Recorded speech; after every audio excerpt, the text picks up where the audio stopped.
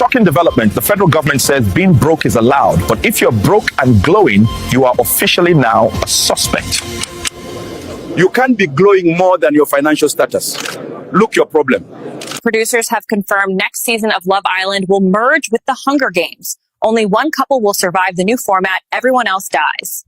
Senator Buck Nutley has unveiled his Big Girthy bill, a new proposal meant to rival the Big Beautiful bill. But does size really matter? The shocking trend of Labubu violation continues as more and more people are finding their dolls' holes stretched wide open and reeking of shame. If you thought Bigfoot was bad, wait till you meet his gooey cousin. A kumsquatch was just spotted in Dongwood National Forest. Did you know IKEA has released a home glory hole kit called the Fuke Hole? It includes pre-drilled panels, mounting brackets, and a stain-proof finish. We begin with breaking news out of Massachusetts, where residents are reeling from what scientists are calling a cum-comet impact. Officials are asking everyone to stay indoors and to wear N95 masks in case of cum aerolization. President Trump kicking off another busy week at the White House. It has been yet another eventful week in Washington. The activity level is off the charts. The president dialed in. He is executing his agenda at a lightning fast pace. Here's something we rarely see in American politics. President Trump is actually keeping his campaign promises, and he's doing them as quickly as possible. This administration is moving at political light speed, and they're just getting started. We're going to have one shot at this, and no other president's going to do what I'm doing. Goodbye. We love you. We will be back in some form. Have a good life. We will see you soon. Thank you. Thank you very much. It's official. Former President Donald Trump will be running for president again in 2024. Has Donald Trump got the stamina and the will to do this again? He's come under such tremendous... Everything is on the line in this election. A busy day in the campaign world up in Butler today. Former President Trump holding a rally at 5 o'clock. He just tried to kill President Trump. Not even an assassin. If we're not careful, AI could make it impossible to distinguish truth from fiction in the news we consume. So, Keisha, what's a high-value man to you? A man that gave me 10 kids, 3 evictions, $10 on Cash App, and still pull up in a Nissan Altima that sound like he got... Good evening, I'm Tom Tucker with some breaking news. A local kidnapping has rocked 𝐻𝐂𝐃 tonight. Rocked 𝐻𝐂𝐃? Really? The whole town is rocked? The family, maybe, is rocked, but the whole... All right, well, in any event, we now go live to Asian reporter Tricia Takanawa. Let's see how much she's rocked by all this. Tricia? Tom, I'm standing here with Mayor Adam West with the latest information about the disappearance of young Scotty Jennings. What can you tell us, Mr. Mayor? Please, Mr. Mayor is my father. Call me John Mayor. Your body is a wonderland, by the way. What is the city doing to help rescue the missing boy? Well, we're looking for this child using all the latest technology, including the newest, most advanced multimedia milk cartons. Help me, I'm missing! Help! Why are you still eating breakfast? I'm kidnapped! Why are you turning me the other way? I'm still here! Day one of trying to make it to work without yelling at a pedestrian. Pray for me, y'all. Still alive. Still unemployed. But baby, I look G-O-D doing it. Oh my God. I'm not even late. I'm just dramatic. Y'all know I will risk it all for a good melon.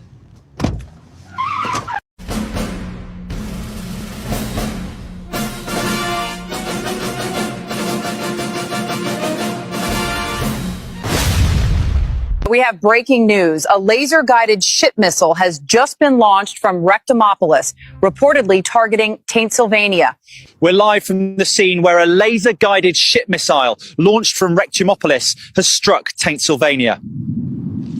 This just in, a pubnadal blankets St. Louis in a thick bush this evening. Downtown is completely covered in pubic hair, causing highways to close out of caution. It's coming right for us. We need to get out of here now. Oh my God, it's taking the houses. A massive gizzard has buried Kamlambus in 2 feet of dongload. Locals blame the lack of preparation on Mayor Linda P. Slurp. The city of Columbus is reeling today after an unprecedented event. What officials are calling a gizzard has left downtown streets. Customs officials at Orbital Port 69 have seized over 420 stolen jork blades, many still warm and dripping. A magnitude 6.9 �ㄎ𝐄𝐓𝐄𝐄 rattled Clamlip Valley this morning, releasing a torrent of pussy farts. The children's reading session of This Little Piggy Got Pegged has been cancelled, with parents saying the book is too anatomically detailed for kids. Lawmakers remain deadlocked on the big beautiful bill, with some saying $10 billion more is needed for fleshlights and robo-cooters for dudes on dry spells. Los Angeles, because she served her fried chicken instead of a quinoa salad. Megan Mayonnaise went to the restaurant called The Last Supper, where she claimed she was flabbergasted that they would serve her fried chicken when she in fact ordered a quinoa salad. Ms. Mayonnaise said waitress Sharkeisha Trinity knowingly gave her fried chicken, although Ms. Mayonnaise pleaded that she didn't want to eat any urban food. We have Ms. Mayonnaise along with her attorney, Roger Bangher. Can you explain how you were feeling, Ms. Mayonnaise? I told Sharkeisha Trinity 300 times, let me speak with your manager. And she just kept twerking, sticking her tongue out and laughing at me. We have exclusive CCTV footage from the restaurant of Miss Mayonnaise and Sharkeisha's fried chicken confrontation. Miss Mayonnaise is suing Sharkeisha Trinity for everything she got, which is 3 deadbeat fathers and $100 in unpaid child support. We need your $80,000 down payment now. Can I do 6 child support checks, 1 EBT card, 10 Section 8 credits, and 2 Medicaid payments? We take it all. Welcome back to White News Network. I'm your host, 𝐬𝐓𝐇𝐄𝐑. Today, the BFI released documents that claim no special files exist from that one famous island. Wink, wink. BFI director said, quote unquote, although you've seen plenty of known people at that island, no American people, you were just seeing shit. The BFI office also released perfectly edited 24-hour surveillance footage of that jail cell where the main guy in charge was being held. At this point, these guys are playing in our face. Most of you are too blind to see it. Welcome back, folks, to the White News Network. I'm your host, Tom Blandley, and tonight a white woman is leaving her husband after trying a YN. HOA President Skylar White told WNN she is filing for divorce because, quote unquote, after trying a YN, you never go back. Her husband, Kevin White, owner of Proud Boys Country Club, says he is devastated by the news and that it is, quote unquote, total malarkey. The divorce hearing is set for July 13th at Cornbread District Family Court. If Mrs. White wins, she will be entitled to half of his shit that she never worked for. Next up, rock star Roger Bangher has already impregnated 3 women on his Fuckfest tour. But first, a word from our sponsor. WHR, would y'all let me fly the plane to Iran? I thought B2 was my apartment number. Oh my God, did I just start the war? Introducing ChatEBT, the newest AI software limited only to 13% of people. ChatEBT isn't just another basic AI myth. It's built for real-life situations. Let's showcase an example of a man asking for food recommendations. I'm starving, gang. Let's open ChatEBT. What should I eat tonight?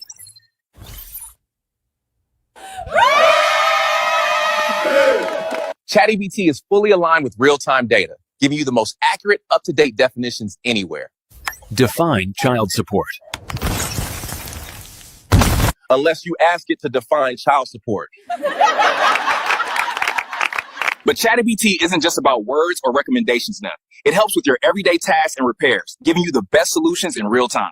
Here's an example. Dude, this thing is so annoying, man. ChatEBT, how do I fix this?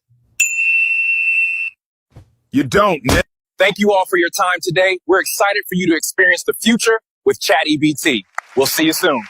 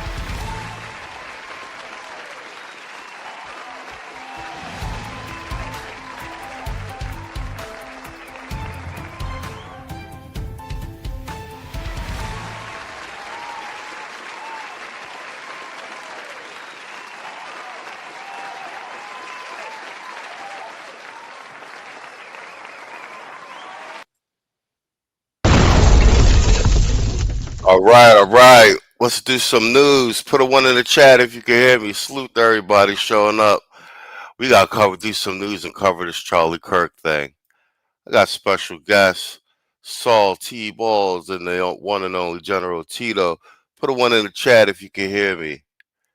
All right. Man, it's been a crazy day. It's been a crazy day. We're going to have to get into this. We're going to play some clips. But more importantly, we just want to shout out to Tito because Tito called this. So we want to talk about what something like this means because this is big, bro. This is big. Saul, can you hear me, Playboy?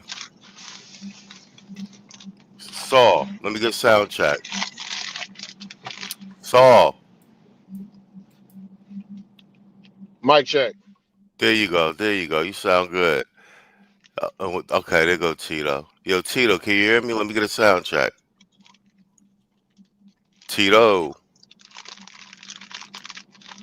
Tito, can you hear me? All right, he having technical difficulties. Yo, salute, chat. I see you in here. Lord of Brooklyn, Shells, No News, Universal Black, Hoop. Yo, Hoop, you want the link? Let me know, man. I drop it in the chat for you. Yusuf, what up? Who else I seen up in here? Lord of Brooklyn, Hoop, Shells, No News, Carrington Morris, Universal Black, 𝐻𝐈𝐃𝐄𝐑, and lo and behold, Willie E. Hall, Machismo Inc. became a YouTube member. I like your name, sir. Hopefully you're not a troll while I'm out. But salute for the membership. We gotta give you some drops for that, Playboy. This fucker Robin is spiraling again. His baby mama left him after we cut him from the franchise. Ever since this punk bitch became an alcoholic. Found this drunk fucker. Fuck that bitch. I'm gonna drink and get drunk if I want. This fucker Robin is spiraling again. We got more pricey games coming up in the second half of the show. Don't go away, folks. We got more pricey games coming up in the second half of the show. Don't go away, folks. We got more pricey games coming up.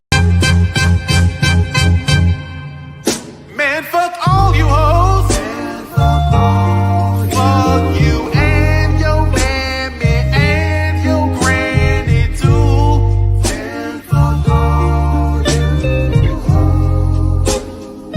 I'm sick of this shit. Fuck all you hoes. Don't give a damn, bitch, what you wanna do.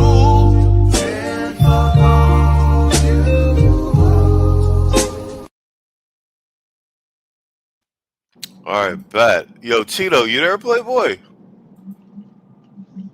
Tito. All right. Saul, you want to say something about this Charlie Kirk thing before I play this first segment? I'm gonna say this, man. I just gotta, call things what it is. I know that when No News dropped me and Tito the information about the diverting hate, maybe about a year and a half ago, Tito went on and said, like, hey, man, with this type of stuff in academia, and with this sort of stuff in mainstream media, with the sort of seepage of alarmism, extremism, fear mongering, and whatnot, it's going to be the fuel for, political violence from the left. First, we seen it through the protests. And then from the protests, we started seeing an actual attempt on our president's life. And then, obviously, other random things with the mass, the mass, y'all know what I'm talking about. And then on to this, you know what I mean? At what point are people going to say, hey, you know what, we need to lay down some laws as far as political discrimination and lay down a heavy hammer, because enough is enough. And I'll land my plane there. No, you spot on. Yo, Tito, can you hear me, man? Yeah, I can hear you. Yeah. Bang, there you go. All right, bet. Go ahead. That's all you want to Whatchamacallit, before I play this clip, you wanna do an opening statement on the show? Well, about this Charlie Kirk shit is crazy. Yeah, to piggyback off what Saul said, I don't think any new laws really need to be made. I think that all of the laws that are already here should be enforced. The First Amendment rights should be enforced. The 14th Amendment should be enforced. The Espionage Act should be enforced. A lot of these, the FARA Act should be enforced because a lot of these people are acting at the behest of foreign governments. You know what I'm saying? This right here. This is, kind of what I was. Tito? Fuck. Sound just went out. Yo, Hoop, I dropped the link in the chat for you. I'm going to drop it again. Yeah, that's for Mr. Hoop, for Hoop and Mr. O. Yeah, that's for Hoop and Mr. O, and I emailed it to Mr. O too. But Hoop, that's the link anytime you want to hit it. Yo, Tito. Damn, let me put his other joint up on there. Yo, Tito. All right, we won't play it by ear. I'm gonna piggyback on what Tito said and what Saul said. All right, so internet's going crazy. But I will say this: I'm hearing some rhetoric from some of the blackity blacks and this, that, and the other, and just in general. And they're like, some of the sentiment is like this conservative white boy. What is that? That's not our concern. Those are old talking points, and that's completely beyond the point. This is a huge bellwether event. Like, I followed Charlie Kirk because I do political discourse, so I listen to all sides of the arguments, et cetera, and a few other people are going to echo this. One of the all right, so they took the shot at Trump. Like, he's a presidential candidate. This country's no stranger to political violence. As shocking as it was, okay. Charlie Kirk is not Nick Fuentes. You may not agree with some of his political stance, but in general, he's fairly well reasoned. The fundamental thing with this, and he's got over 5 million subscribers. He's a huge part of why Trump won this election, and it's no coincidence that this is right before the midterms, and we've been doing by the numbers on the news desk every night, and it's looking like the midterms might be going to the Republicans in a big way. You feel me? But the fundamental thing with this Charlie Kirk thing is this is just a guy doing debates. This is just a guy talking on the public square. He's going to colleges and he debates in a Socratic method. He just debates with people, and he debates with everyone, people who are diametrically opposed to his ideas, and he debates them in public. So for this guy, and this looks like it's professional, bro. You know what I'm saying? The shot and everything. If you've seen it, it's crazy. You know what I'm saying? So for this, like I said, he's not a political candidate or anything like. He's just a guy talking, having conversations, and that's a chilling effect on terms of the discourse in general. And I was saying to Saul before we got on, I was even hearing like some of these simp Democratic black men and some of these simp men trying to pivot it to the black male podcasters being like that's what good, and he's one of them podcasters, just like these black male podcasters are always talking about black women. You know what I'm saying? If you talking that on the internet, that could reach you in real life. Like, you see what I'm saying? It's a slippery slope from there. So we're gonna get into this. I'm gonna start off with let's play I like my guy Jesse Waters over on Fox because I like the statement he made on this, and then he's covering it too. We'll round robin on this, and then we'll play a couple things regarding the whole situation, but and just have a conversation. Fox News alert: Charlie Kirk assassinated. The president breaking the news.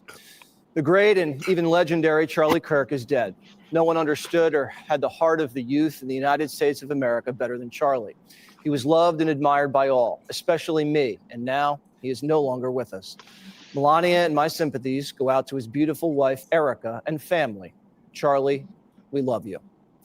Charlie was loved by all of us. He had a beautiful family, married the love of his life, Erica, just 4 years ago. 2 children, son and a daughter. And he touched generations of Americans. But he was taken from us. You've probably seen the video. Charlie was holding a Turning Point USA event at Utah Valley University. He was on his Prove Me Wrong tour, where he takes questions from students and engages in friendly debate. Do you know how many transgender Americans have been mass shooters over the last 10 years? Too many. Okay,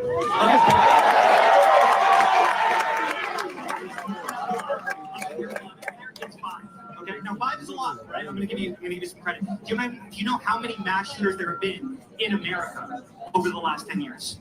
Counting or not counting gang violence? A second later, he was shot in the neck in the middle of the quad, sitting underneath a banner that said, "The American Comeback." We know 1 round was fired and reportedly from 200 yards away, just 50 yards more than Butler from a nearby campus building. 1 man was taken into custody, but police later determined he was not the gunman. But we do have good news. The actual person of interest has been apprehended. That's according to FBI Director 𝐋𝐈𝐍𝐿. They're being interrogated. And the governor of Utah says the killer will pay the ultimate price.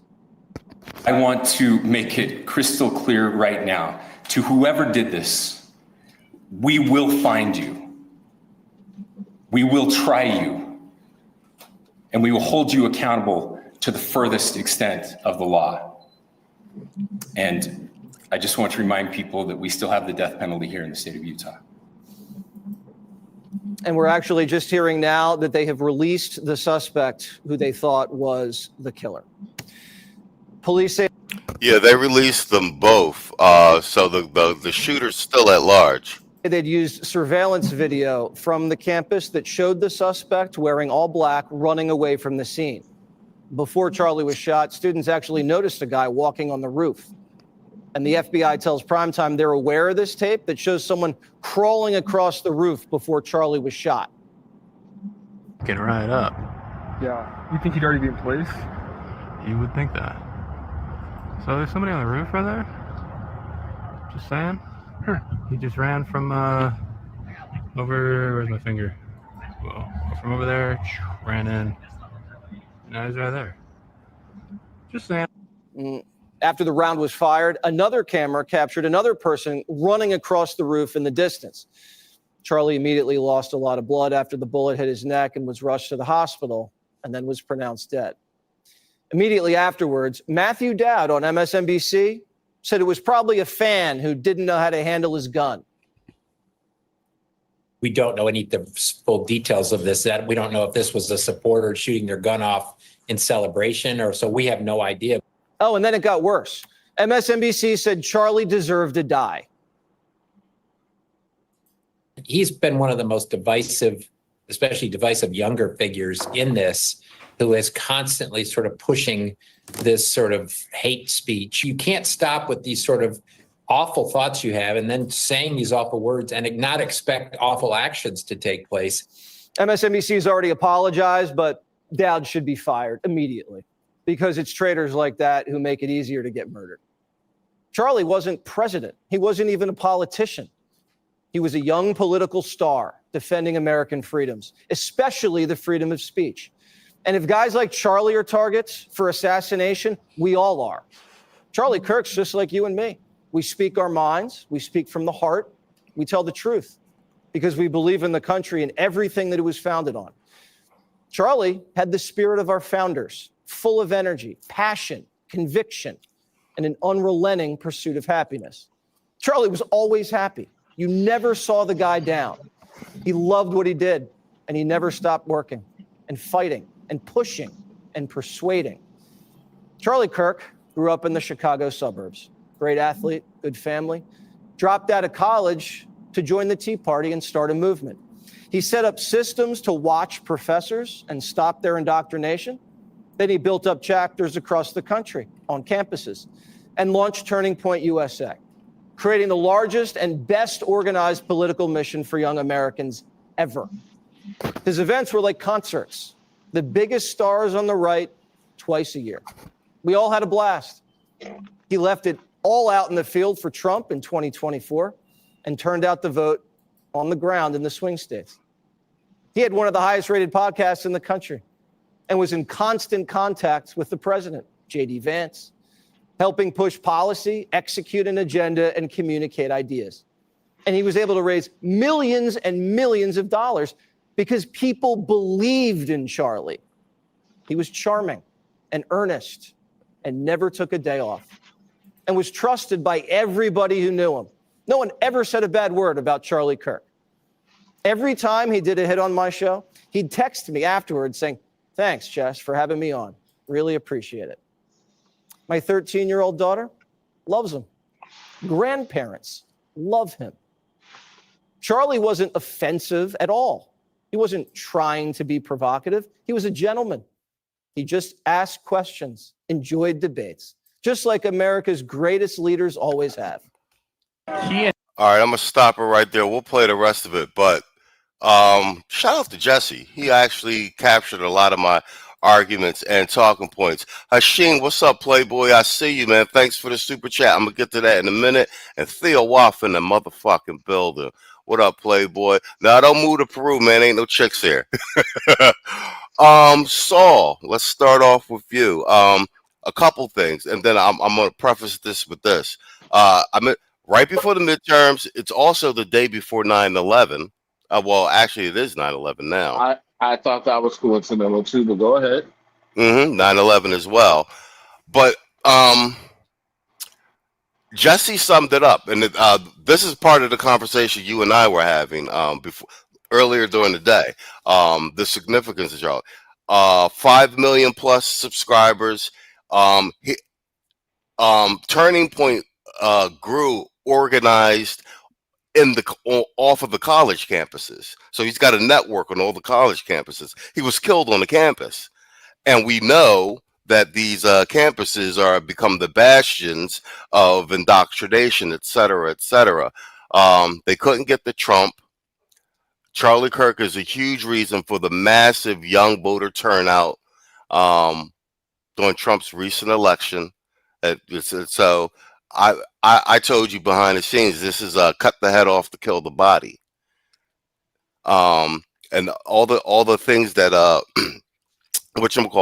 that Jesse summed up there, that he raised millions of dollars for the Republican Party. Like he's a massive part of that grassroots element and the turn. And we know, based on the polling numbers, that a tremendous amount of men, younger men in particular, Gen Zs, are trending conservative, et cetera, et cetera. It's starting to make sense now. What say you of Jesse's commentary and the way in which I framed it? First things first, what a classic way to utilize, and memorialize him in real time, right? And actually, highlight the sort of impact this sort of heinous act has done. This despicable act. Not only was it an assault on extinguishing this young gentleman's life, but it was also an actual assault on the very thing that the left likes to complain about, which is freedom of speech, which is very much a pillar of democracy here in America. And so what they don't understand is that this year, along with some of the other events that they've been kind of engaging in, is actually going to ignite the very fuel, to kind of, address these things. Now, the very fascism that they're complaining about, they're going to get, and that's it. You know what I mean? And don't this sort of, fake ass revolution and violence and stuff like that, since they're normalizing it, this is something that they generally don't have a stomach for anyway. Generally, they don't. You know what I mean? Most of them are soft. So let them go ahead and poke the tiger if they want to. And I'll land my plane there. Well played. Yo, Hoop, can you hear me, Playboy? Yes, sir. Hello, sir. You got a mug in the mail for you too, man. Appreciate it. But you got a mug and what you call? We're gonna send a T-shirt out to you too. We try to get the money together behind the scenes. Okay, Bang! yeah. There go my soundboard. The wonderful hoop jargon, the one and only. Yo, Tito, you there, Playboy? You gotta mute yourself.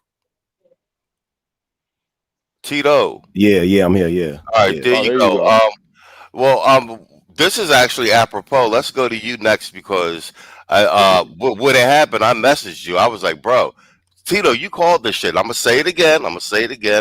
With the T shooter. And then with you saying, if it really starts to look like for the Democrats that they're not going to get back in power for the next 12 to 20 years, that they was going to go balls to the walls and the political violence was going to get upped and they was going to start really taking out that. And bear in mind, normally what we see with the trend is you start seeing blacks getting shot, by cops, et cetera, and they try to roll up the race thing. But since that ain't working no more, especially since black men was like, yo, we not playing them games. We see through that. Now they just like, okay, well, fuck it, we bypass it. And they going right at the white boys. And they going at the big ones.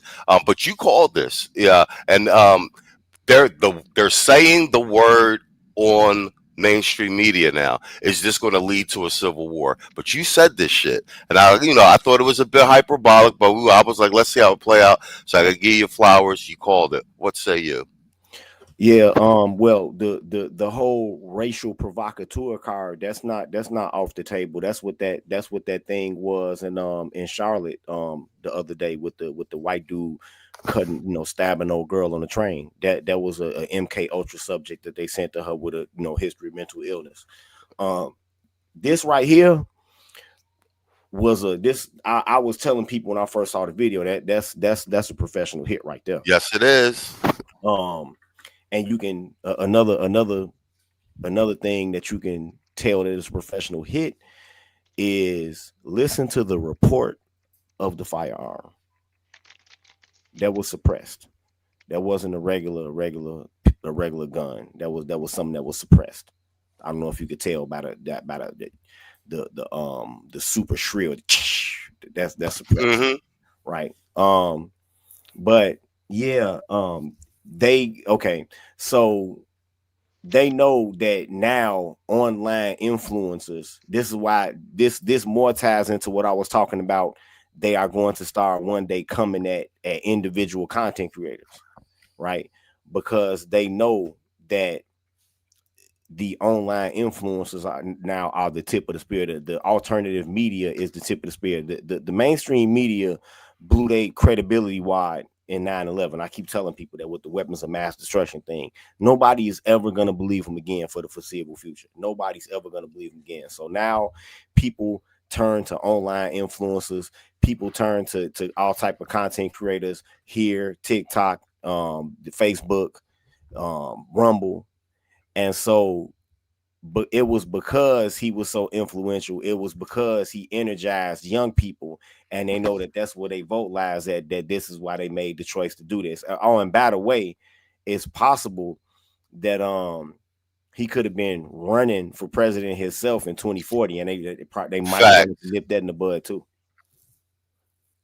No, facts. And you hit on the point that I'm reiterating what you're saying is about them going at individual alternative media content creators.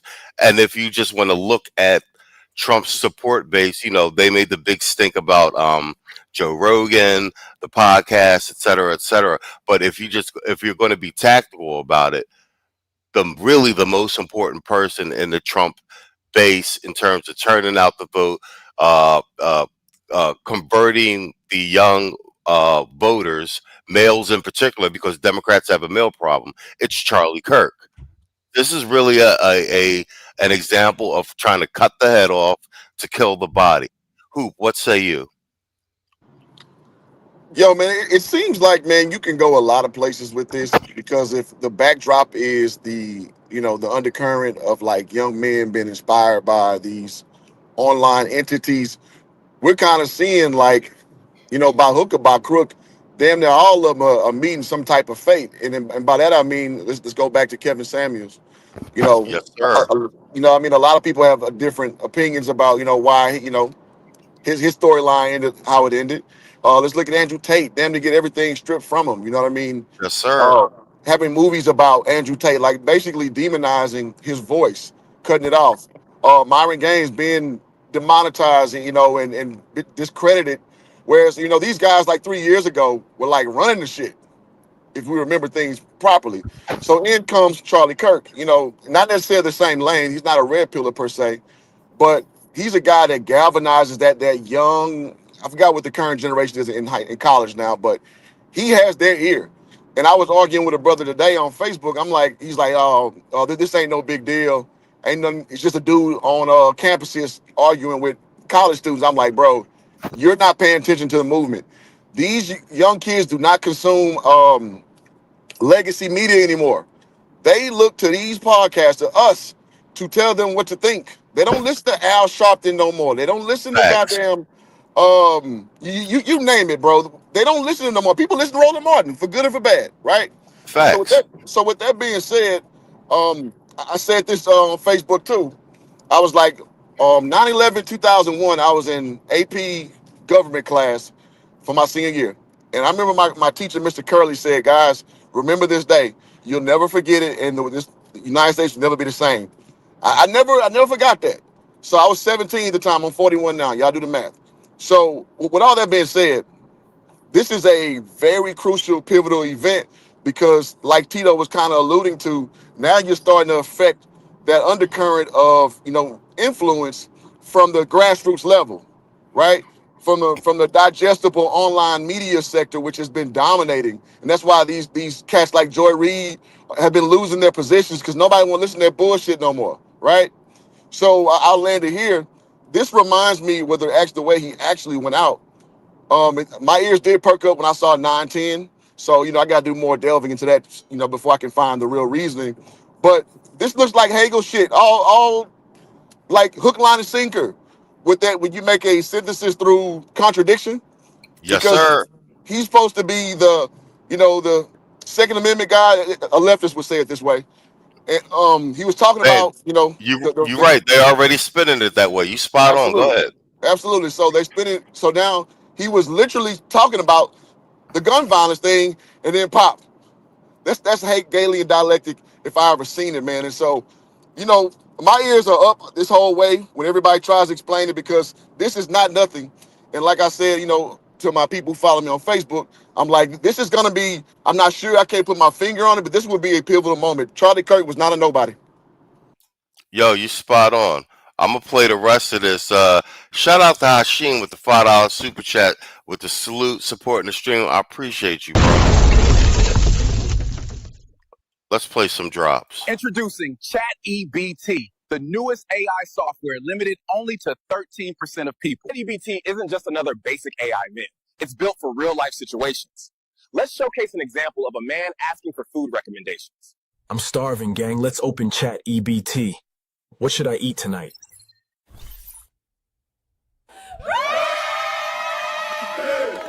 ChatEBT is fully aligned with real-time data, giving you the most accurate, up-to-date definitions anywhere. Define child support. Unless you ask it to define child support. But ChatGPT isn't just about words or recommendations now. It helps with your everyday tasks and repairs, giving you the best solutions in real time. Here's an example. Dude, this thing is so annoying, man. ChatGPT, how do I fix this? You don't, Nick. Thank you all for your time today. We're excited for you to experience the future with ChatGPT. We'll see you soon. Intentionally tried to provoke substance out of you. And you said, well, I'm worried about some laws Congress should pass. I have to ask, what laws are you talking about? Because what's happening at the Democrat Party is this very sinister combination. It's a party of censorship. It's a party of war, a party of open borders that is against actual traditional liberal values. Everyone in the audience is the first generation in American history to have it be worse off than your parents. I'm not policing your language. I'm just saying I would say black Fair people. enough, but the insinuation is that I'm being racist. But that's fine. I agree. So then why are we so fixated on the language of Trump and not on the actions of our current leaders? They killed Charlie for asking questions. What kind of message does that send? Don't ask questions. It's too dangerous. Charlie spoke the truth. He said what he felt, and they killed him for it. The message is shut your mouth. If you can be murdered for speaking your mind in America, then America's done. We might as well live in the dark ages. And this isn't the first time this has happened. This is just the worst time. They shot Trump. They went to Kavanaugh's house with a rifle. They're firebombing Elon's cars, rioting in LA. Trans shooters are killing our kids. They just plugged 2 Jews outside the embassy in our capital. Hell, Rand Paul got his ribs broken by his neighbor. ICE agents have to wear masks because their families are getting death threats. It's officially over now. After today, we're not taking it anymore. They're telling us we're at war. We're in a war right now to save this country, and so you have to be willing to do whatever is necessary in order to save the country. This is a war we didn't ask for, and this is a war they can't win. The way to win is to do what Charlie did. Speak your mind louder. Tell the truth more. Put so much pressure on all of these people that they never try anything like this again. This is a turning point. Everything that we've witnessed recently is unacceptable. Everyone's going to be held accountable in the media, in Congress, on campus, everywhere. So follow your heart. Fight for what you believe in. And don't be ashamed of putting America first. We know what's right, and we know what needs to be done. Challenge them harder. Ask more questions. And like Charlie, chin high and do it with a smile. All right, spot on. Shout out to Quiet Storm in the building with the fallout of Super Chat. He said I could finally Super Chat on my laptop, #1. Is this the gentleman who ruined the buffet at the Harrow Club this morning? Yes, sir. I just bet you are the pride of your department in Detroit. Is this the man who wrecked the buffet at the Harrow Club this morning? Lower your voice, for Christ's sake. What, can the guy hear me through the wall? Yeah, yes, he can. We're out of time. What do you fancy? Awkward pause, mouth organ? You could play the trombone. You could. I'd like to play a musical instrument. Well, how about the mouth organ? Okay, sounds It's pretty simple. Just open the box and blow.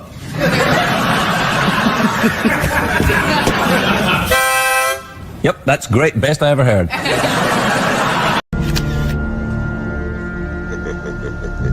Shit. Got your ass. Yo, Tito. So Tito, that's the tail end of Jesse's commentary. But to his point about free speech, and he said, yeah, they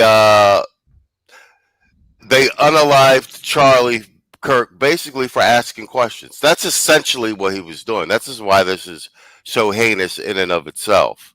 But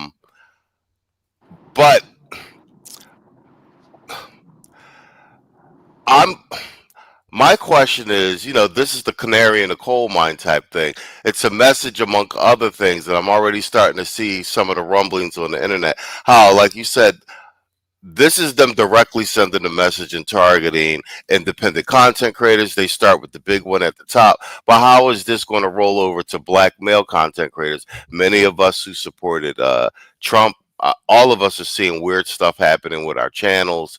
But then also,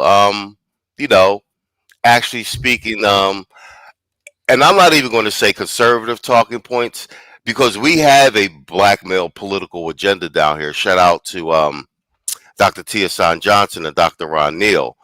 We have a framework in terms of what's in it for me. And it just so happens that some of these conservative talking points of policy align with our interests. And those are that implies some of our talking points. But I'm feeling like there's going to be more visceral pushback on that as well. And what do you think? What do you say about black male content creators, black males who are taking a conservative line, violence as it were, and what have you? What say you? Well, there might be some black male content creators that might be targeted, but it might be those that don't necessarily line up with us, especially about community policing issues. People like the Anthony Brown Logan is the first one that comes to mind. People who I would say, There you go. He's a cop worshiper, right? They might target people like that. Now, as far as the behind the shadows left, targeting people like us, it probably won't come from them. It'll probably come from somebody that thinks that this is okay. Now that we are in the this political climate that we're in, that has doxed us and know who we are. You know what I'm saying? So that's probably where it come from. But this is not for anybody who thought it was hyperbolic when somebody asked me that I have a grievance with the Trump administration. I said, yeah, that he's not cracking down on leftists hard enough. This is exactly what I meant right here. Things like this. This is exactly what I meant. We already have a set of laws to deal with this, and I think that the administration might have been too lax about it or too busy preening, afraid of what people are going to say. It's authoritarian. It's this. They're going to say that anyway. So why not just go out and enforce the law as it is? Why not have serious FBI crackdowns of these people? Why not lock these people up? Why not set an example by having people who charge at federal facilities now that shots have been fired, now that bombs have been thrown? Why not have federal security forces? Why not issue them a shoot to kill order? Because this is the political violence. This is the environment that they have created, right? So, and another thing, a way to back engineer that is to start getting tough on these social media platforms when it comes to Section 203 of the Decency and Communications Act. That's a really big sword of Damocles that all of these platforms have hanging over their head, and it's a powerful tool in the toolbox of enforcing free speech in this country. And I don't see any serious talk. I don't see any talk from the FCC director about it, about a review of compliance with Section 203. I don't see any of that. So I don't know what it's gonna take for the whipping boy grievance politics to stop. I mean, you would have thought. Remember what I sent you one day when I just sent it to you randomly. I was just thinking randomly. Remember when I sent you and it said a fun fact that there was no Republican that was allowed to be a poll watcher at federal elections from 1982 to 2018. Facts. I remember that. Yeah, and that was a order issued by a federal appellate judge. So think about this, y'all. From 1982 to 2018, not one single Republican poll watcher in a national election. This is the type of bullshit that Republicans accept. No, I agree with you, and in line with your sentiment, we do a by the numbers weekly here on the MTV news desk, and according to we do Mark over at Rasmussen, his polling numbers show, we went through it, that the general American public, all parties, independents and undecided included, are echo your sentiment. They want to see somebody get arrested. They want to see people go to jail. They want to see accountability. So you're actually not on the fringes with that. And I'm of the same opinion as well. Patel, Bondi, and all of them, they need to crack down, and we need to bring these radical left-wing whack jobs under Democrat, and we need to bring them to heel.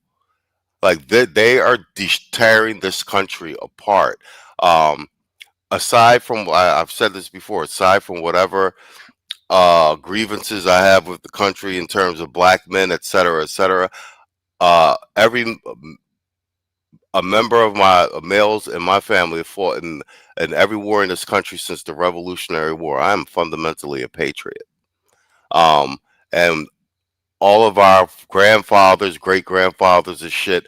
We didn't fight. We didn't fight back the friggin' Nazis, the communists, and die in all these foreign wars for Marxism and all this wild shit to be stirred up in our own friggin' country, and the kids turn into fucking communists and all this weird globalist trans agenda shit. We didn't fight for this shit, and these heathens need to be brought to heel. And like I said, you know that they've gone so far left where you got black men who grew up in the 90s and everything, Giuliani and all that stuff, and Rodney King, and we was the ones actually fighting with the cops, getting pulled over and thrown in the back of cars. Like, we actually lived through that shit, and we're the ones to right now talk about, yo, buck down. Like, you know what I'm saying? We're vying for law and order and shit like that because it's out of hand.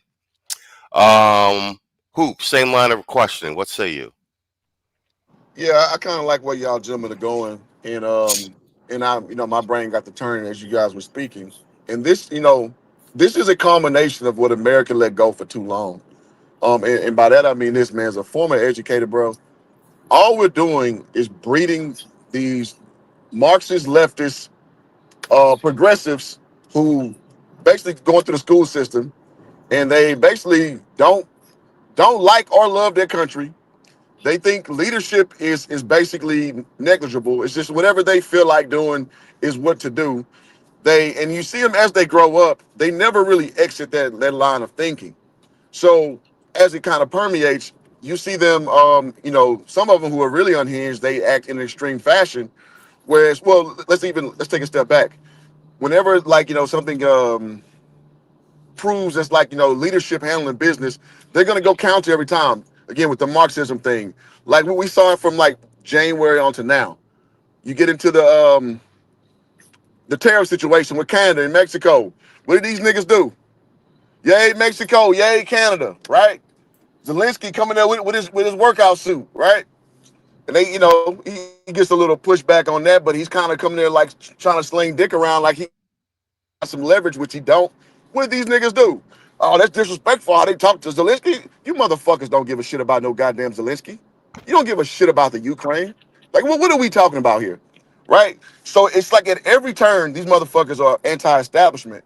So now, since they've been indoctrinated that way, since it's super hard to unprogram them to think that way, now they've kind of taken the radical approach. And so now it's become like, going back to Trump's assassination attempt. Now you can say you think it's true or not. The fact of the matter is it's reported to have happened twice, right? So people have just they're being emboldened by acting out. And there's no consequence, like Tito was just laying out. There's no consequence of talking crazy, reckless, anti-American.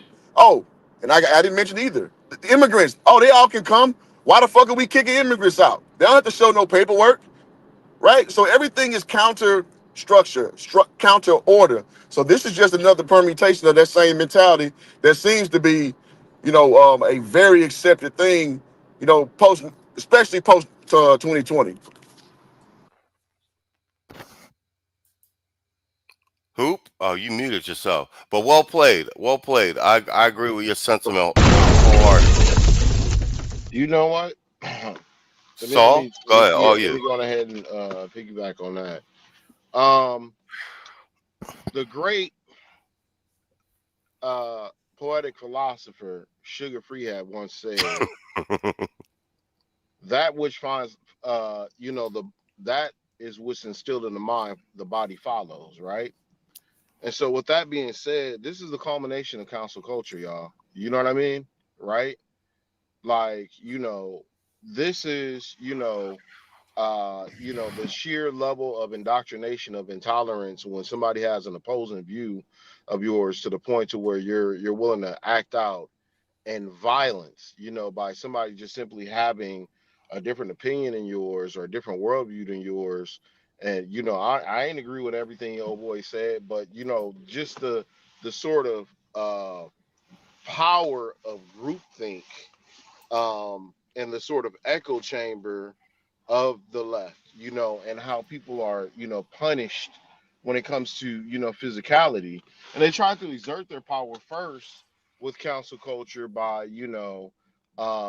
the coercion by way of economic and reputational means. And now, obviously, the next step is, by using physical violence, right? I mean, they use institutional violence first, but let's just call it what it is. Council culture comes from a sort of violent trajectory and paradigm. They don't want to say that, but it does, right? Because what is violence? I could use, the sort of violence of neglect or active violence. And this is the phase in which you're using active violence. And I think that, much to Tito's point, and it is very true, that, none of this is going to stop unless, quote unquote, the empire strikes back. Lock all these motherfuckers up, and we may very well need another McCarthy era. And I'll land my plane there. Well played, sir. All right, Saul, you sent me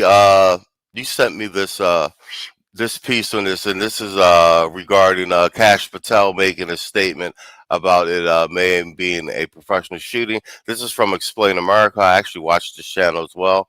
So I'm gonna let's play some of this. It's only a 7-minute clip. I'll play part of it, and then we'll get around Robin on that. Welcome back to Explain America. This is Kyle Becker. Really? We have a massive update in the case of the Charlie Kirk shooter. FBI Director Cash Patel has provided. Wow, really?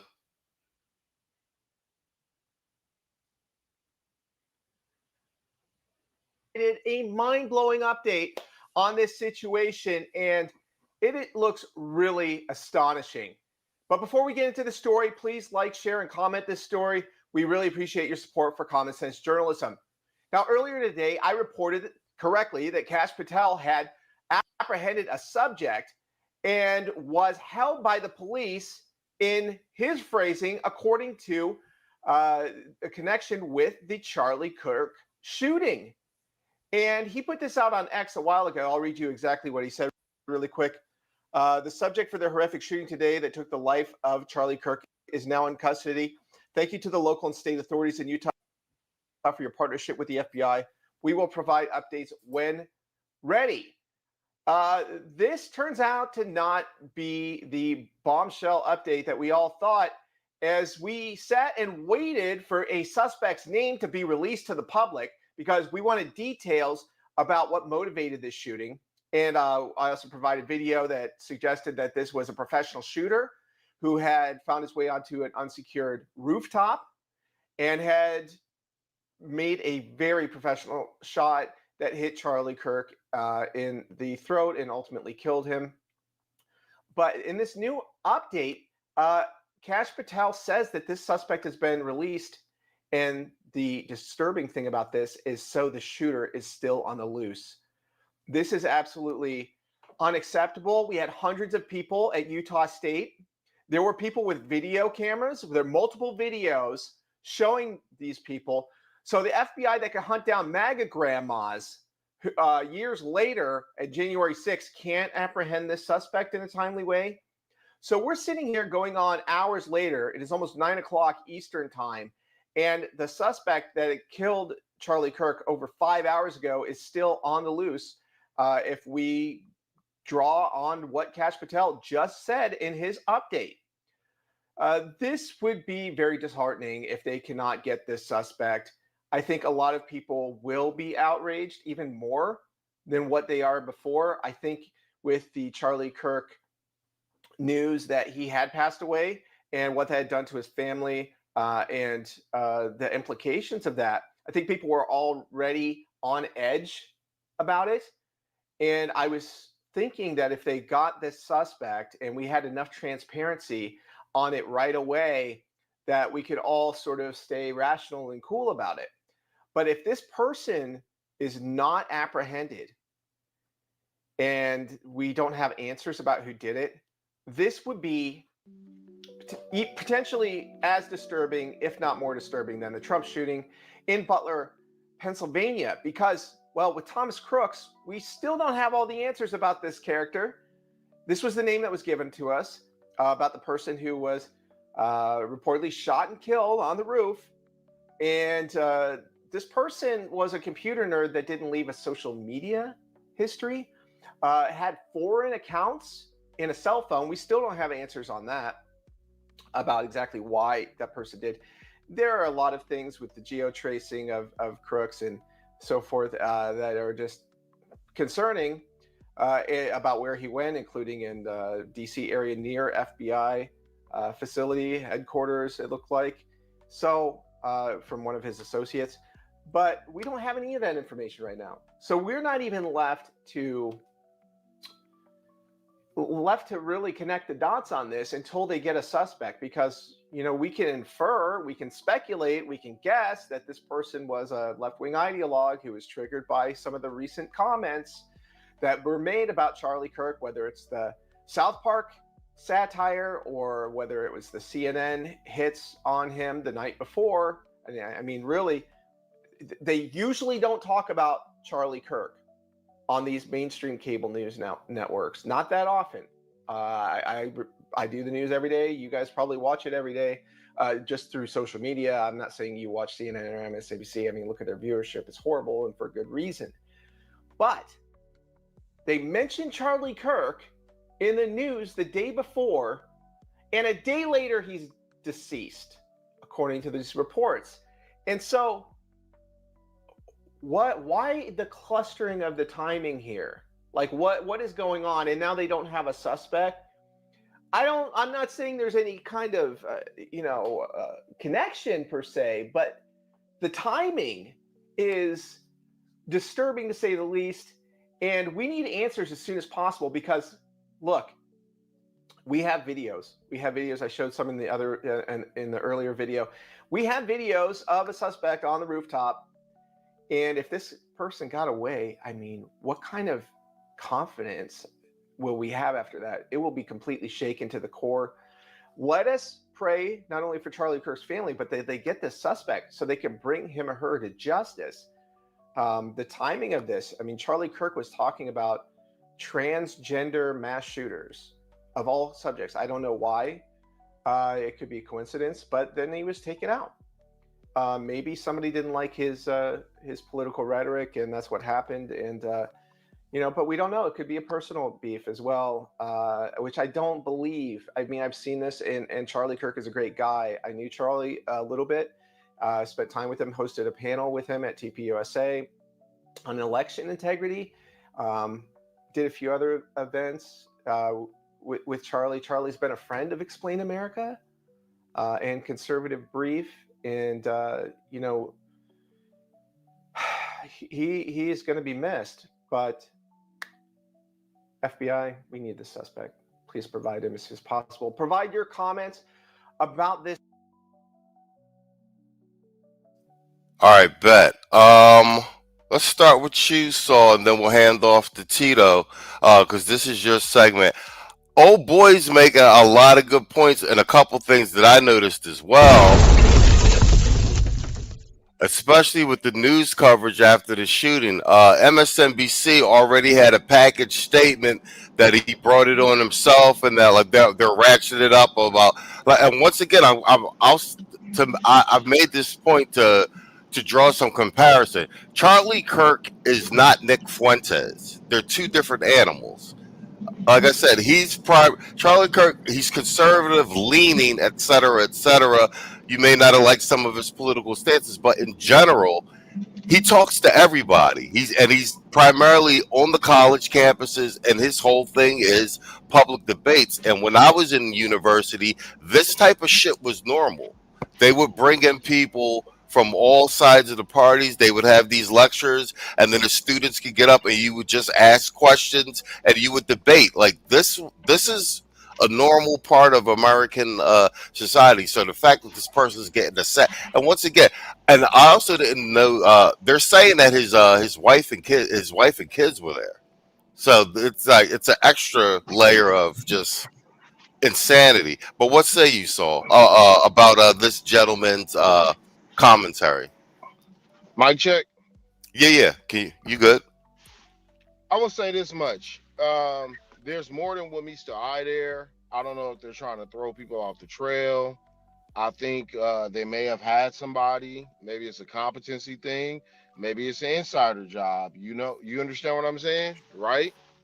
To let somebody go because he did mention something about this guy having international ties and a cell phone or something like that. One of the suspects. So there's something off here. It's in just a flood of people on social media right after it happened. It was almost like they couldn't wait, or they may have already known. So just when put it like this, anything is possible in this environment. You know what I mean? Mhm. Throw the sort of lame accusation of people being conspiracy theorists out of the window. Anything is fucking possible given the nature of what's going on. This is power, right? I mean, you see the leftists who are trying to make a pivot by quote unquote being tough and trying to copy Republicans. That didn't work. They let go of all the quiches and they thought that that was going to bring us back.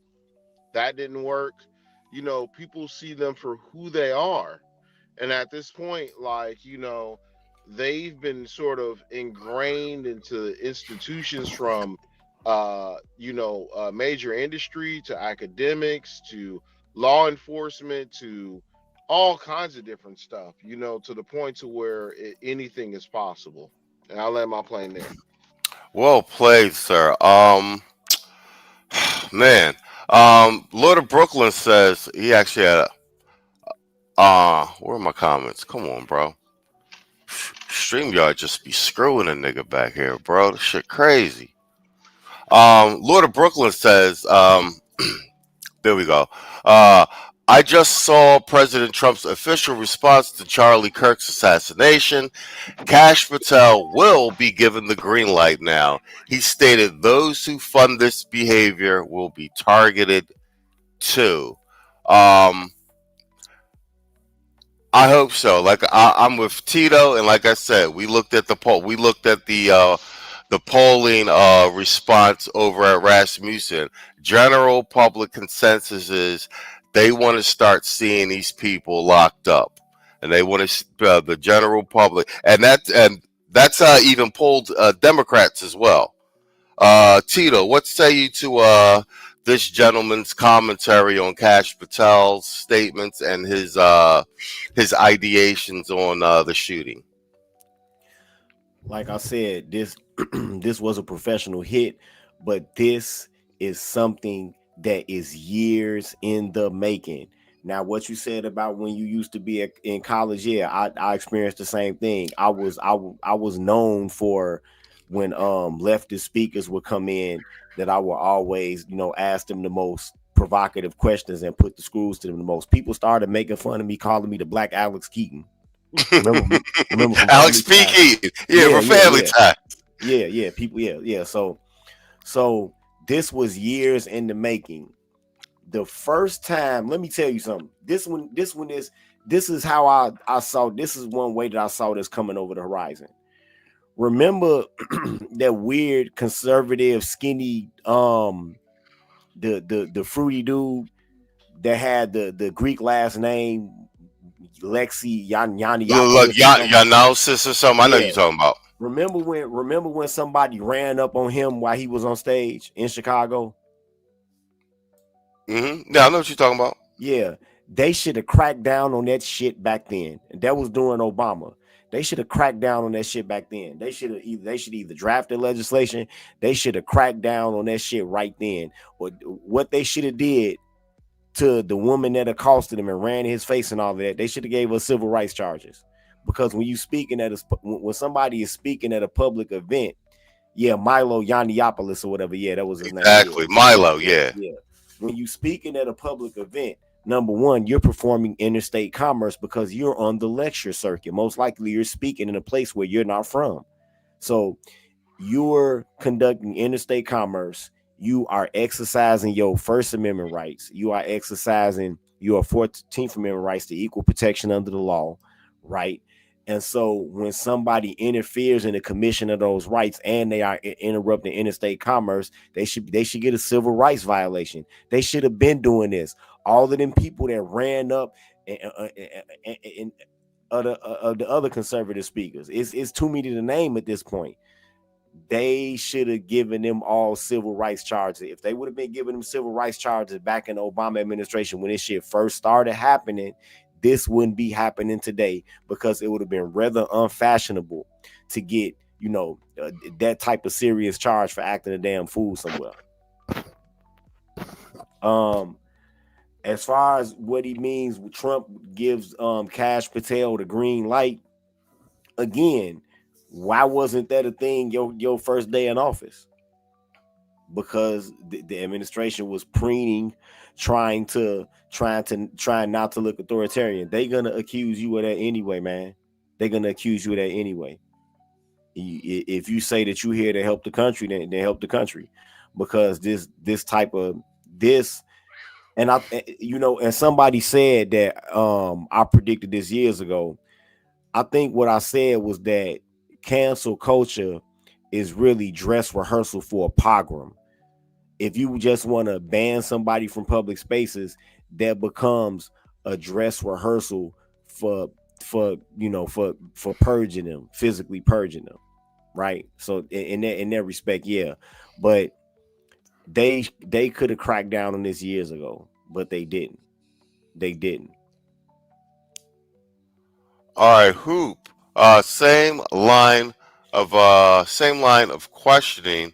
What say you to this gentleman's line of reasoning, his commentary, and also with regard to the 𝐋𝐈𝐍𝐿 Patel statement? Yeah, you can go and skip me. I'm in the grocery store, man, and I got one bar, so I know I'm gonna be in and out. This nigga said I'm in the grocery store with one bar. I already know my shit gonna be choppy. All right, bet. All right, hold on. Then let's do this. Let me load up my next segment. We at the 1 hour 16-minute mark. We can wrap it with this segment, and then we'll just do like a loose conversation to get closing statements. But I'm going to deviate real quick from the actual news segments, because I want to do this to draw a parallel, because Saul and myself and Tito had a brief conversation regarding this, and I always do like my own form of it's unscientific, but a sentiment analysis, and I'm primarily concerned with FBA black men, how they are ingesting politically based content and what their opinions are on it, especially ones that aren't making political content, don't have a dog in a race, or such. So this one is particularly good. You guys know who this is. This is the Now You're a Single Mom, Brandon Jamal. So he's a good what you would call it, focus group type subject with regard to a sentiment analysis. And this is him responding to the Charlie Kirk shooting. And I'm picking him because he does, he does the modern woman type content, part of the what was it, the soft guy era movement, or the whole shit. So this is adjacent, but this is a conversation. This is bleeding over into the politics. So, and I would imagine, and he's got, what is he? He's at like 270,000 something subscribers. And then I read the comments on his in this section, and they're all adamantly agreeing with his take on this. So this is a political issue, but I want you to hear his analysis of what's happening, and then I want your responses to this. Oh, this? Nothing. This is just standard lumberjack wear, because I picked up a new job as a lumberjack. And no, I don't chop down a bunch of trees. I am a lifetime achiever. I have the patience that's necessary to take on the task of chopping down a redwood tree. And let me tell you something about this big redwood tree. That bark fetches good on the market. B, I may not chop down this redwood tree because a single lumberjack will have to spend his whole life trying to chop down a redwood tree. So even if I don't chop down this tree, ain't it damn good exercise every day? I can't even appreciate the metaphors that's going on right now. I'm having a pretty fucked up day because they shot Charlie Kirk in Utah. Absolutely awful news. Charlie Kirk was hosting a Q&A event today at Utah Valley University, and he was shot. I've seen a video of it. He was shot in the neck. I'm not going to post the video because it's absolutely awful. This is an absolute travesty. It's still developing. No word on his condition. The video is insane. This was happening at one of his Turning Point USA events where he goes to different colleges. There was a man detained. Don't know if that is the shooter. This is just absolutely awful. The video is, I just watched it, absolutely insane. Yeah, so praying for him. He has 2 kids, a wife. Awful. I haven't even been on the internet yet to see the reactions from the blue crowd. I can guarantee you they are celebrating this. You know why I can guarantee you they're celebrating this? Because this is the crowd of people who, if they don't like your words, they will wish death on you, and then they will do their best to play with your income to make sure you can't feed their family. You see, that's the thing about a lot of liberals. If they don't like you, they can't just let you be and ignore you. You see, liberals forget that they have thumbs when they're on the internet. You can always scroll and swipe. If this was his event. You came to his event because you don't like him. A Q&A event, mind you, anybody's welcome to ask him any question. He turns down no questions. He ducks no smoke. Hookah, vape, blunts, joints, tobacco, American-style cancerous cigarettes. He wants all the smoke. And all he does is go around and talk. So his words were worth an assassination. I'm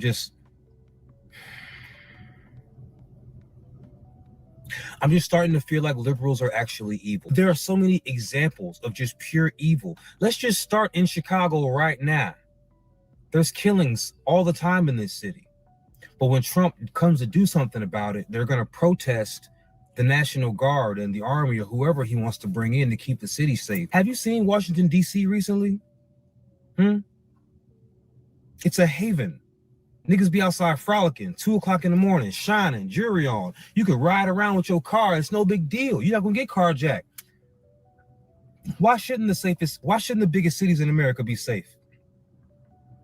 Democrats don't want that because they just want to spite Trump. That's the other reason why I feel like liberals are evil, simply because when somebody has a good idea, if it doesn't come from their gang banging colors, they don't like it. You know, I watched y'all in real time turn on Elon. Elon was the man who's supposed to be saving the world with his cars and his research and his company and shit. But as soon as he comes to Trump's side to look for efficiency in the government, all of a sudden you start vandalizing Teslas. All of a sudden Elon's a bad person. How wishy-washy is that? Y'all are grown people. And you think because you don't like this man's company, you can vandalize people's cars?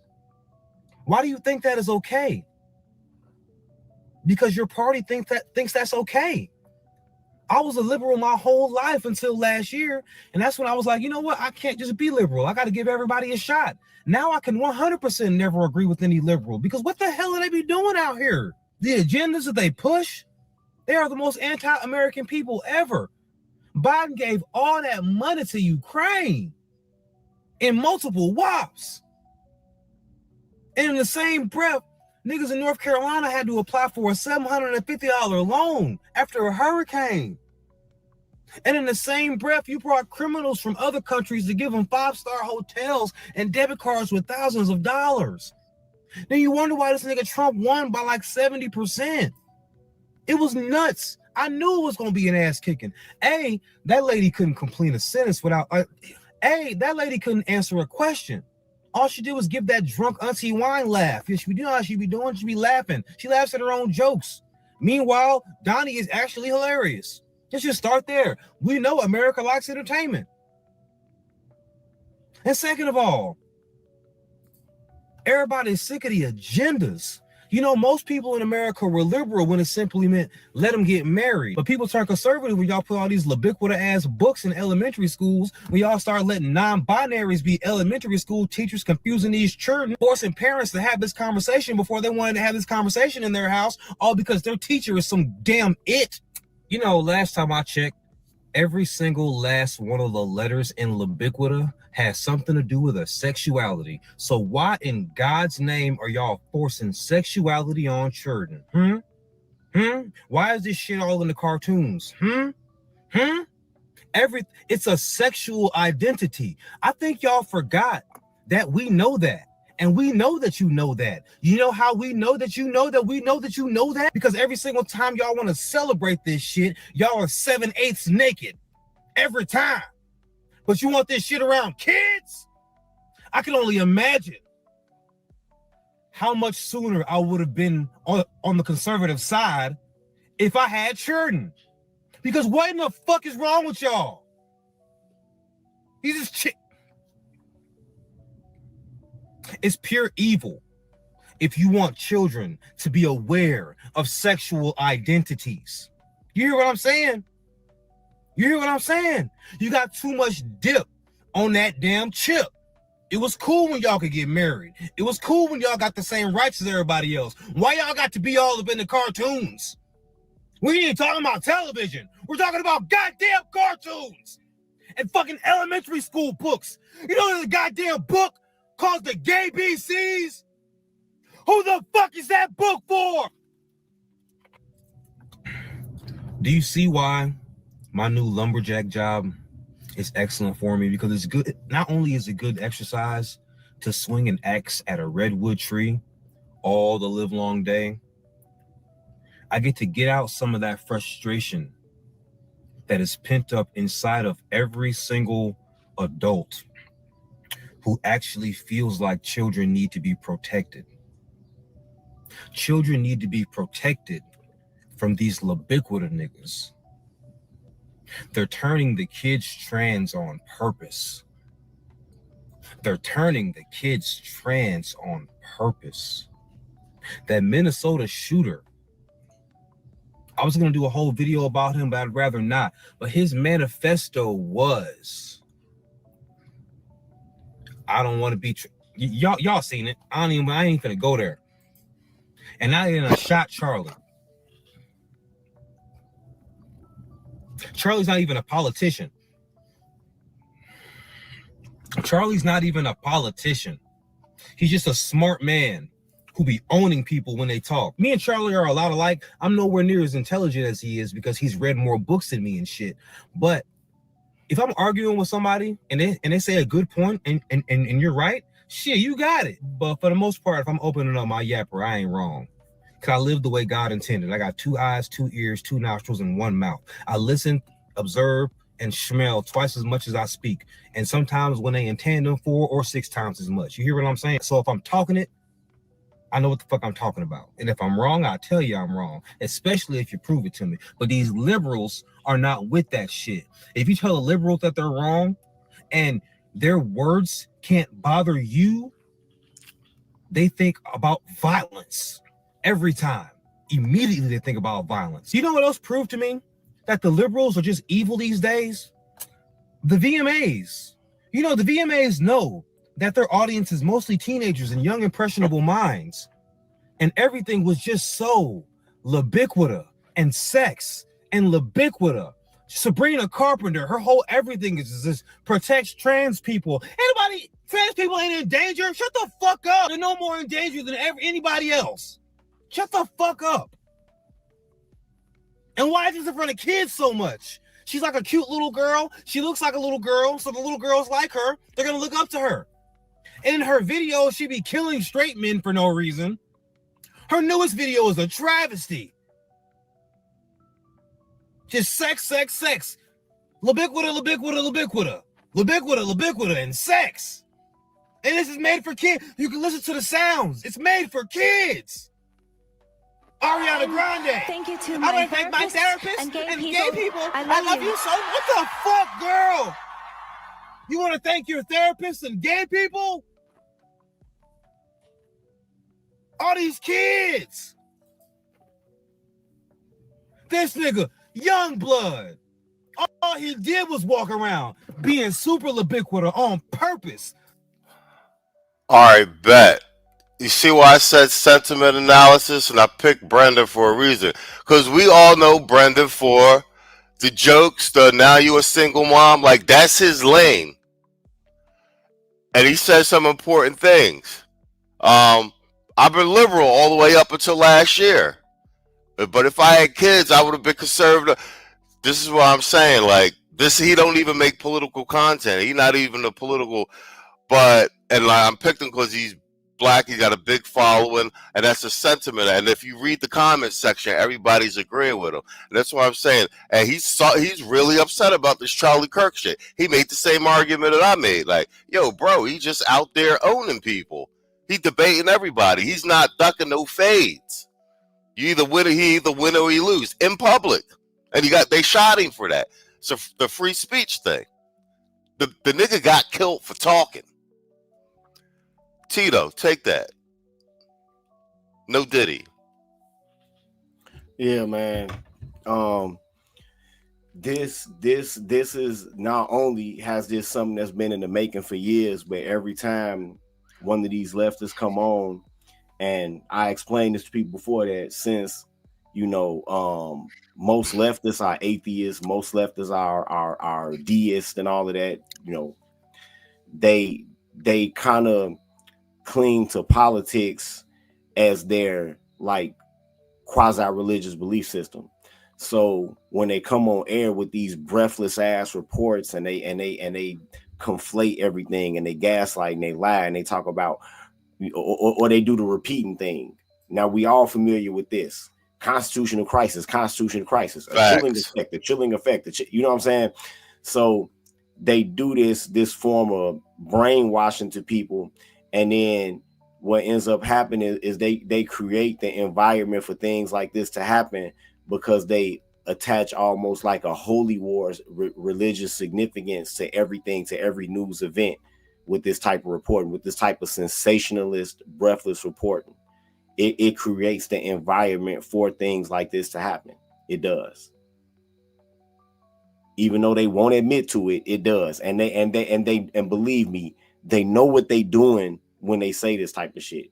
They know what they doing. They know what they doing when they compare people to Nazis. They know what they doing when they say people are destroying America. They know what they doing when they say, well, we're going to have to do this by any means necessary. When they say things like that, they know what they're doing. This is intentional. They know what they're doing. They're just hoping to use the next person as a cat's paw in most cases, but not in this case. You could call the people that setting Teslas on fire and confronting Tesla drivers cat's paw, but like I said, this right here was a paid for a hit. This was a pro that did this, and I'll land my plane there. But one additional question, like, what do you think? Because I think Brendan's echoing the sentiment of a lot of everyday layman black men, who are not necessarily political. They just regular dudes. But like his the way he's perceiving this, what's going on, because I mean, like I said, and I do political content. I don't follow Charlie Kirk like that, but I know who he is. His assessment about the Democrats and the Liberal Party, and basically making the confirmation that like this shit's pushed him further to the right. I mean, yeah. Now we're at the point where just about everybody, if you want to use the dumbass Overton window theory, everybody is to the right now, except for somebody that's willing to be a lone gun nut, or cut their genitals off to switch their gender, or stand outside screaming about a regular function of government, like changing who the FTC director is. Yeah, so everybody is to the right then, if that's the case. All right, as far as black men going to the right, This is something that started back in the 90s. You know, this is something that started back in the 90s as a result of all of the talk shows that was cooking black men. This is what created the manosphere. It started back in the 90s. So they worked for the results that they got with black men, and now they got to live with them.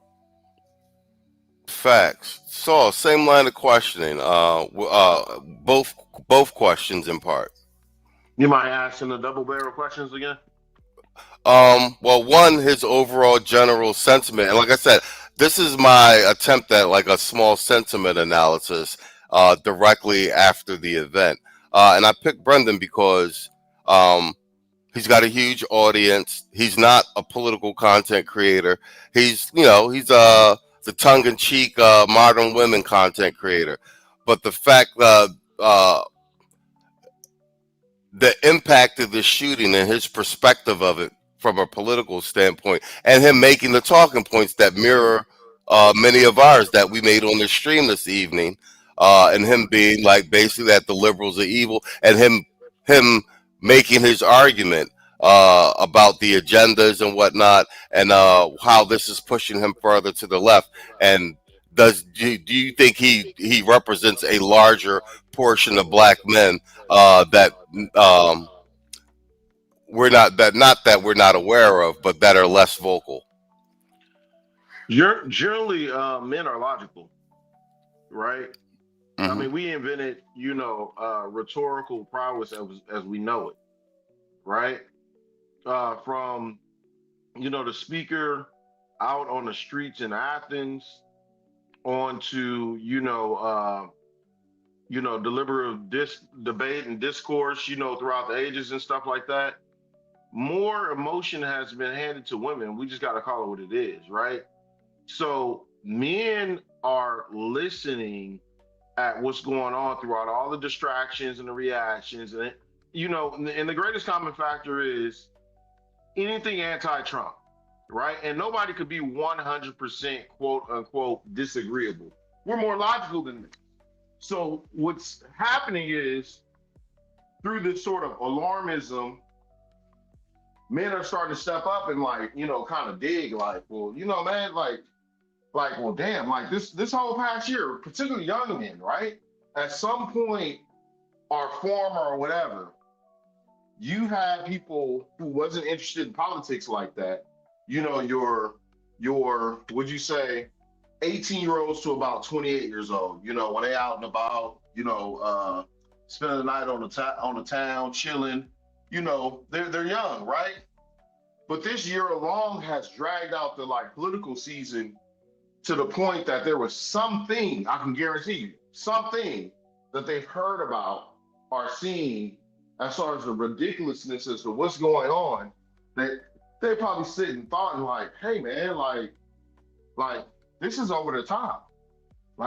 People really tripping over, National Guard going to DC, or hey man, I'm in LA. I'm a young man trying to find a job or whatever the case may be. And most of these jobs say bilingual only. And most of these jobs don't want to hire me because I'm a black man, right? Those young men are seeing this stuff and they feel it and they're like, you know what? Maybe they are right. You know what I'm saying? These bitches are out of line. People are acting crazy. And I'm not a gay. You know what I'm saying? None of this shit benefits me. And I think there's a kind of a culminating kind of factor in this, that this is only going to, as you stated before, drift men more in the context of America, more right? And they can say what they want to say, but they turn this guy into a martyr, so it's going to actually have the opposite effect as to what they were thinking. You know what I mean? People are forgetting about the sort of Hydra effect about this space, and you can go ahead and kill him. That's unfortunate. May God bless his family. I'm not saying that, oh boy, I agree 100% with everything he said, but I will say this, that at the very least, he should have the right to be able to say it because we say stuff too, you know, and to quote unquote add on to other incidences when we're talking about tranny induced violence was I think there was a Hollywood Bowl. I don't know if it was Jamie Foxx or Dave Chappelle where somebody came on stage and tried to stab him. The old boy got a combo piece. I don't know if y'all remember that too. You know? So yeah, so this is gonna have the opposite effect, and it is what it is, man. And you know, it's almost like with the whole midterm season, people are like, all right, bet you're wrong. So, you know, don't be surprised if there's a sort of backlash to the point to where people really, really start screaming fascism, which they were gonna do anyway. But, you know, I would say, gentlemen, protect yourself, protect your family, whoever you care about, and be strong, be silent, make sure you're trained up. That's all I got to say about that. Those who read in between the lines know what's up with that. I'll land my plane there. Well played. Hoop, you there, Playboy? Yes, Oh, sir. salute to Broken Blade, by the way. Yeah, salute to Broken Blade. Same line of question. It's all yours. Take us home. Well, I'm gonna just say this to start off, man. Talking logical, conservative points, even a caveman can do it. I lead in with that because this dude right here, clown ass nigga to me. I'm sorry, he just is. I don't know if y'all kind of seen his social footprint, man. He be saying some, well, at least a year and some change ago, like crying online, doing all kind of goofy shit when he's pressed, talking about his stutter and shit. But anyway, it's good to see he's kind of cleaned up his act, and you know he can put out a concise product and talk conservative talking points, which they just make sense. So good for him. So let me say that. But you know, he may be on some grift shit. I can't call it, but it's just funny hearing this shit come from this nigga. Let me say that. Listen, man, I think Tito, again, it's easy going after Tito because shit. He synthesized it well. Yeah, politics does become their religion. And again, this kind of ties in, is almost what Brandon was talking about too, is that Marxism is their religion, man. Like, they are indoctrinated with this shit and they don't even know what they are. If you ask the average motherfucker who behaves like this, like burn it all down, tear it all down, fuck the establishment, fuck whoever's in charge, if you ask them what Marxism is, they couldn't explain to you. They're like bots, bro. They are drones who all that liberal programming, all that anti-establishment programming, this is what you get. This is what you get. And yes, and it, the obvious, political tie that it attaches to is being a leftist, being a Democrat. And so much so, like he pointed out, and this happened in my personal life, bro, when people start knowing I'm center-right, like motherfuckers will unfriend me. They will, obviously start to suggest the coon thing and all this, that, and the third, and they accuse the right of being a cult. But I'm just like, listen, man, I got conservative friends who are white, black, and whatever. And y'all are the ones who are just willing to disavow somebody because of their beliefs. Whereas I just kind of just ignore you niggas. Like, it's not a big deal for me. You know what I'm saying? So it isn't religious, man. I mean, a religion. Because these people are Thelemites, man. Like, it's do as thou wilt. That's all they know. Like, if you notice with these motherfuckers, from mainstream and below, none of them ever talk about leadership from God. None of them ever talk about leadership from a higher power. All of them are spiritual, right?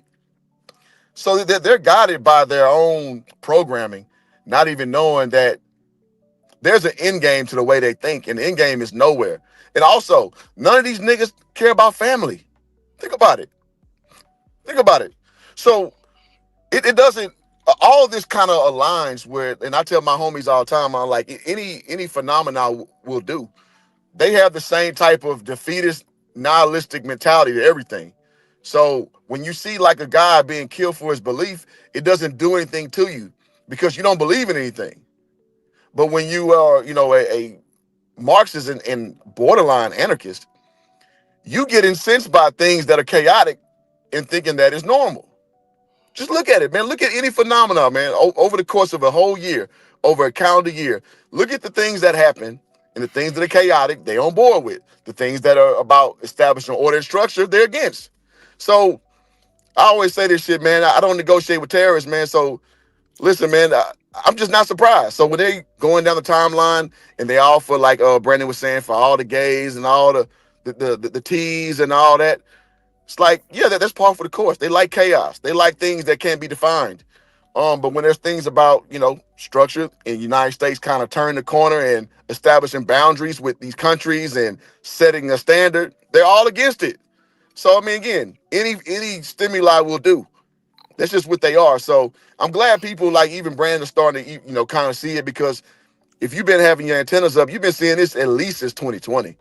At least 2020 should have put your antennas up with Black Lives Matter. So this is just par for the course. I'm interested to see whether the next shift is going to come, because it will come. And so it's just interesting to see. But again, to land the plane, I'm glad to see a lot more brothers starting to come over to the aisle, like, and kind of say the stuff we've been espousing for years on this side.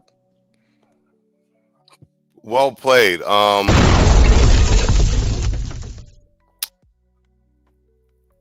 Oh, let me say this too. Quiet Storm said it. They can't even tell you what a woman is. So what can you do with someone who can't even disseminate that, man? Oh yeah, facts. And he calling you AI Hoop too. Shout out to AI Hoop. He calling you AI Hoop and shit, nigga. All right, we're gonna get closing statements from everybody. I will reiterate my point that and also to a piggyback on what Tito has been saying for quite some time. They are actually saying, I saw the word, I heard them say it on several networks. I heard it on Sky News, Australia. I heard it on Fox, and I heard it on CNN, the CW word, Civil War. And Tito was saying that, like, right after the Trump inauguration, like I said, and it sounded a bit hyperbolic at the time, although not ill-founded in terms of what we know and what have you. But no one saw this Charlie Kirk shit coming. And I am really of the opinion, like, this is a huge turning point. The general public and the right, they're going to take this very personal. As far as I'm concerned, it's almost like a declaration of war. Like, this is an assassination. And like I said, he's influential, et cetera, et cetera, et cetera, but he's not running for office or anything else like that. He's a citizen. He's a citizen. And like I said, they killed him for talking to people. And that has a ripple effect. He's not, quote unquote, white manosphere or black manosphere, but the masculine talking points, the conservative talking points, they're all part of the same lexicon. And like I said, I've already started to hear a little bit of chatter from the simps and everything, trying to parlay that into or spin it and pivot into, like, these podcast bros, talking about that, this is what happens, and the same thing gonna happen to them podcast bros, all talking about black women. You know what I mean? If you talking that online, prepare to defend yourself in public and shit. You know what I'm saying? So I'm looking to see how that plays out. Let's get closing statements from everybody. Saul, yours, Playboy. I'm gonna make mine short and sweet, but I'm gonna leave with a question first. You got that TMZ footage, right? Yeah, I do. With the studio live and everything. Yeah, they was laughing in the background when they found out Charlie was dead for sure. Okay. Well, I say this much, man. For any of y'all who kind of want a sort of a historical parallel to what's going on now, there's two I can kind of more or less reference just off the top of my head. One is the yellow journalism era. We're talking about the late 1890s here in America with sensationalism and stuff like that. Mm-hmm. And also the Spanish Civil War 1936 to 1939 internally when it comes to our politics go, and political polarization, right and left, traditional versus non-tradition, onto just a bunch of other things, and factions or whatnot.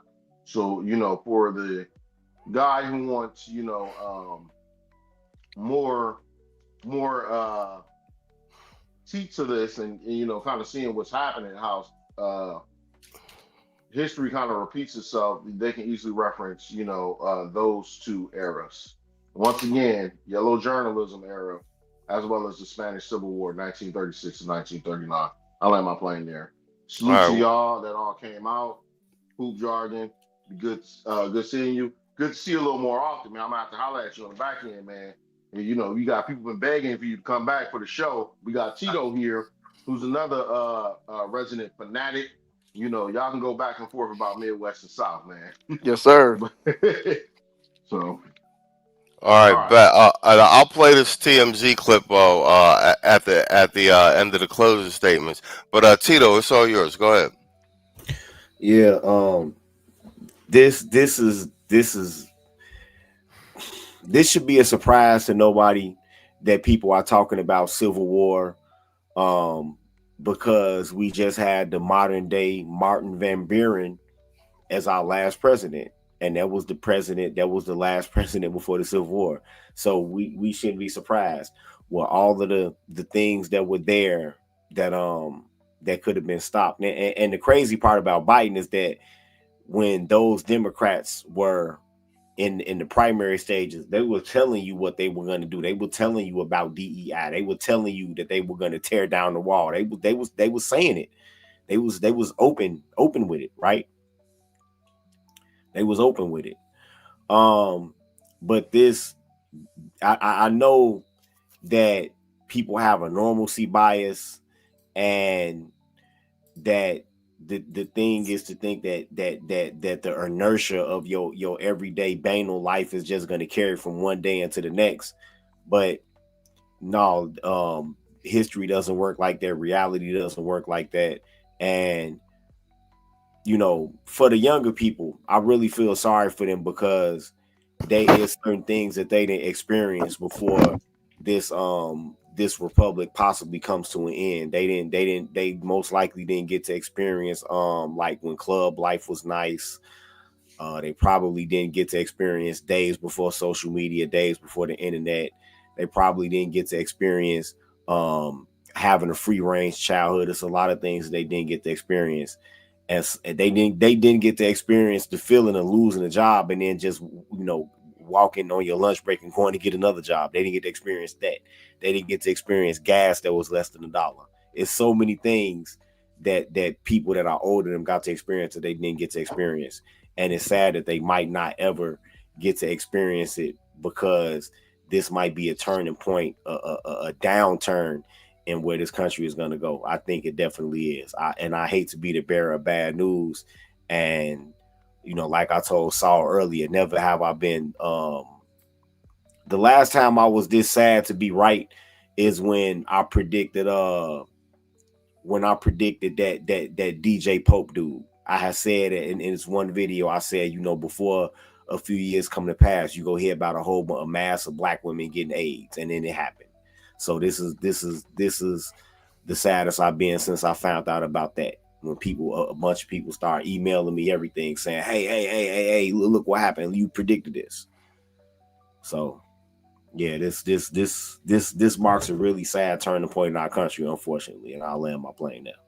I agree with you wholeheartedly. All right, Hoop, we got rapid 3 minutes. It's all yours. Yeah, man, I keep it short and simple, man. I'm Mr. Keep My Politics Simple, because definitely I like to speak on what I know and I don't go no further. But yeah, kind of just what I led in with, man. Like, I knew this wasn't nothing. And when I heard he got shot, I was just like, okay, what the fuck is that? And then I saw everybody covering it in real time when I was on the way to work today. And I was like, oh shit, this shit is serious. And then I saw the video. I was like, oh shit, this right here is very public. This right here is setting a new precedence that I've never observed. I've seen things like this and they usually are on par with the influence of the moment. And like I, was talking about 2 segments ago, this is the new wave, man. The grassroots guys dominate the consciousness. They dominate the media. And Charlie Kirk is one of them dudes. So if they allow him to get, assassinated like that and open, I'm like, okay, what does this say? And he just was, man, I was looking, and I got this weird thing I do. When someone passes, I go look at their social media and see the last things they said. And he was just like going hard about that girl who was the immigrant who got killed by that dude on the subway. And it was almost foreshadowing, like how he was, I forget what he said exactly, but what he was saying is just like about how people are standing up and like, how these killings are happening. And then I saw his last one was like 9 hours. And then, we all know what happened after. So I say all that to say, there's definitely a shift. And you guys were just talking about how, it may happen to other podcast people and what have you. I think people ran the numbers on Charlie. They saw the impressions, they saw the follows, they saw the conversation behind him. So he was a special dude in the grassroots, the so-called non-traditional media space. So this just wasn't, some little happenstance bump off, like we said, professional. So I don't know what wave is going to come from this, but I think consciousness, protocols, and discipline, as far as socially is concerned, it'll never be the same. This will be the day, like I said, what my government teacher said, it won't be the same. And after that day, TSA came, and you had to start checking in. You couldn't just fly, so on and so forth. So I'm wanting to see where the pivot is. I can't call it, but I know today is one of them days, man. It's something we're going to be talking about for years down the line. That's all I got.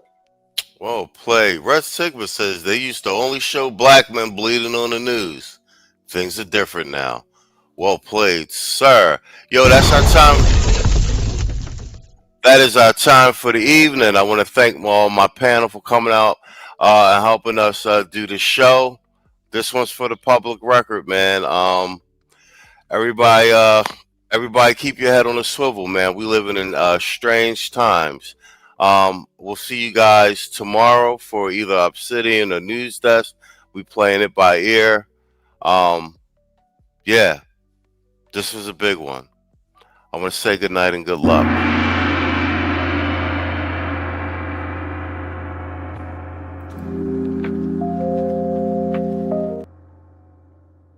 Matter of fact, here, let me play the beginning of this TMZ with them finding out Charlie Kirk is dead and laughing. Trump just posted that Charlie Kirk is dead.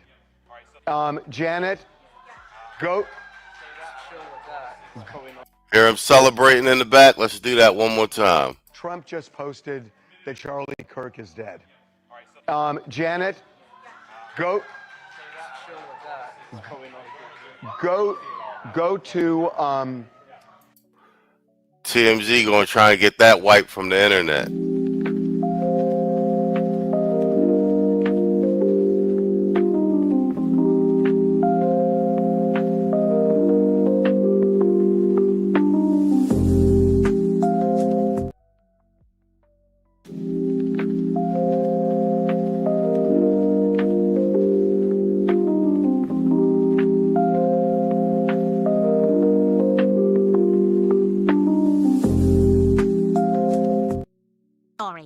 Hey, where's Stewie?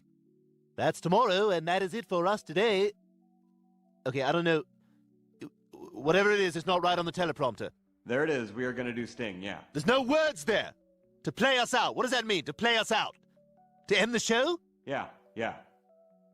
All right, go. In 5, 4, 3. That's tomorrow, and that is it for us today, and we'll leave you with a... I can't do it. We'll do it live. We'll do it live! Fuck it! Do it live! I'll write it, and we'll do it live!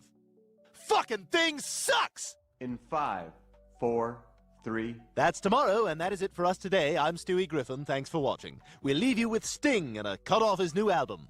Take it away.